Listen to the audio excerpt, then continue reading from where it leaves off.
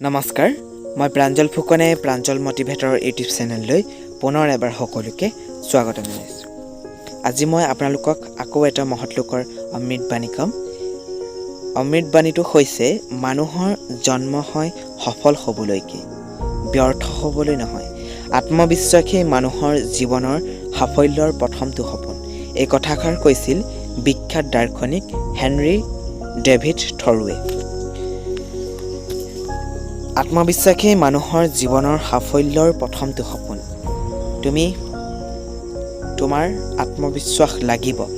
তুমি কিবা এটা কাম কৰিবলৈ লৈছা, তোমাৰ কিবা এটা সপোন আছে, তাক পূৰ কৰিবলৈ প্ৰথম তোমাক আত্মবিশ্বাস লাগিব। তুমি আত্মবিশ্বাস থাকিলেহে তুমি সেই সপোন পূৰ কৰিব পাৰিবা। মই পাৰিম এই কামটো কৰিব। আত্মবিশ্বাস লাগিব নিজৰ ওপৰত, তেতিয়াহে তুমি সেই কামটো কৰিব পাৰিবা। মানুহৰ জন্ম হয় সফল হ'বলৈকে। মানুহৰ জন্ম সদায় সফল হ'বলৈহে আমি জন্ম লৈছোঁ, ব্যৰ্থ হ'বলৈ আমি জন্ম হোৱা নাই। আকৌ এবাৰ কৈ দিছোঁ শেষত, হেনৰি ডেভিড থৰোৱে কৈছিল মানুহৰ জন্ম হয় সফল হ'বলৈকে, ব্যৰ্থ হ'বলৈ নহয়।